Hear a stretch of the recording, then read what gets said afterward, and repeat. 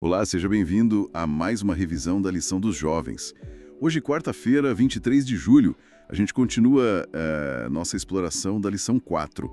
O foco é um tema bem intrigante, as dificuldades que surgem quando a gente tenta seguir as orientações divinas. E a importância, de confiar nas promessas, mesmo quando parece que tudo, na verdade, só piora. Vamos dar uma olhada juntos na experiência de Moisés, nas promessas lá para os patriarcas e ver esses contrastes, sabe? Os momentos de dúvida e incredulidade que aparecem. Vamos começar por essa ideia. Essa ideia de que as coisas pioram antes de melhorar. Isso fica bem claro com Moisés, né? As fontes mostram que logo depois que Moisés foi lá pedir a libertação para o faraó, que aliás é descrito como alguém que nem conhecia Deus, a vida dos hebeus ficou, assim, bem mais difícil. O trabalho escravo aumentou, sabe? Isso gerou uma frustração, uma raiva, não só contra o faraó, mas contra o próprio Moisés. Impressionante como ele ficou meio isolado ali, né? Exatamente. Rejeitado pelos dois lados. O que as fontes falam dessa dependência total de Deus nesse momento? Pois é, esse isolamento e o que parecia um fracasso inicial são cruciais. O fascinante aqui é como essa experiência toda ilustra um ponto central que as fontes destacam.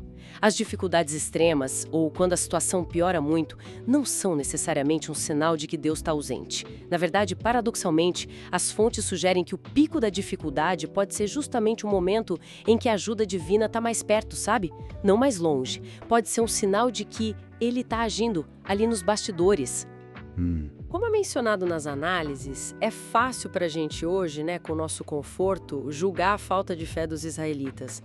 Mas a jornada espiritual, como é descrita, muitas vezes envolve resistência, obstáculos bem severos, o sofrimento intenso. Algumas interpretações até comparam com dores de parto, Pode, na verdade, sinalizar que a libertação está próxima e não que houve abandono divino. Nossa, isso é poderoso mesmo. E essa tensão, entre a dificuldade e a promessa, isso não é só de Moisés, certo? As fontes levam a gente lá para trás, para os patriarcas. A gente vê as grandes promessas feitas a Abraão, lá em Gênesis 15. Uma descendência enorme, a posse da terra e aquela declaração fundamental, que a fé dele foi contada como justiça. Isso é a base de tudo, da aliança. Sim, a base. E essa mesma promessa, essa aliança, ela é confirmada para Isaac, como a gente lê em Gênesis 26. E é interessante que a fonte liga isso à obediência do Abraão, que veio antes. Depois tem Jacó, Gênesis 28, recebendo a confirmação dessa mesma aliança no momento super vulnerável, quando ele estava fugindo. É aí que vem a visão da escada. Ah, a escada de Jacó. Isso, que, segundo a análise adventista que as fontes citam, e essa é uma perspectiva teológica importante aqui para o nosso estudo, muitas vezes baseada nos escritos de Ellen G. White, que é bem influente nesse meio, essa escada simboliza Cristo. Ele como a ponte, o mediador entre o céu e a terra. Correto. Só que as mesmas fontes bíblicas não escondem a dificuldade enorme que é para o ser humano manter a fé nessas promessas tão grandiosas. Jacó mesmo, Mesmo depois de receber promessas diretas de Deus, ele ficou com muito medo pela segurança da família depois daquele episódio terrível lá em Siquém com os filhos dele, Gênesis 34. É interpretado como um momento de fraqueza espiritual dele, sabe? Diante das circunstâncias. Entendo. E essa luta contra a incredulidade, ela chega num ponto máximo coletivo com a geração que saiu do Egito. Tá lá em Números 14.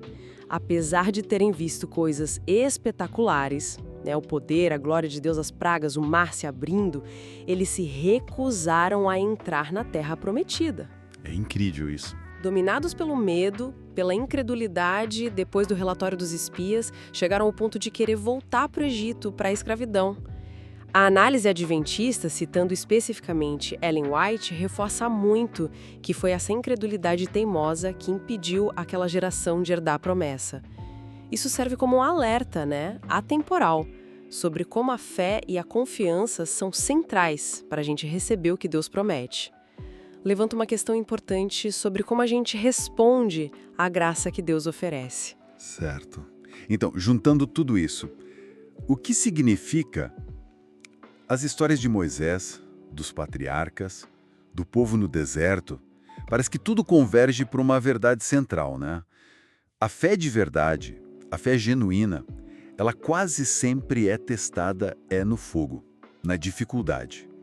Confiar nas promessas de Deus significa se agarrar a elas justamente quando a realidade em volta parece gritar o contrário. Exatamente. E fica então uma reflexão, talvez um desafio, né? Como é que entender que Deus pode estar paradoxalmente mais perto e mais ativo justamente quando as coisas parecem piores, como isso pode transformar o jeito que cada um encara os próprios desafios, as dificuldades hoje em dia. Uma ótima pergunta para a gente pensar. Até amanhã no próximo estudo. Até mais!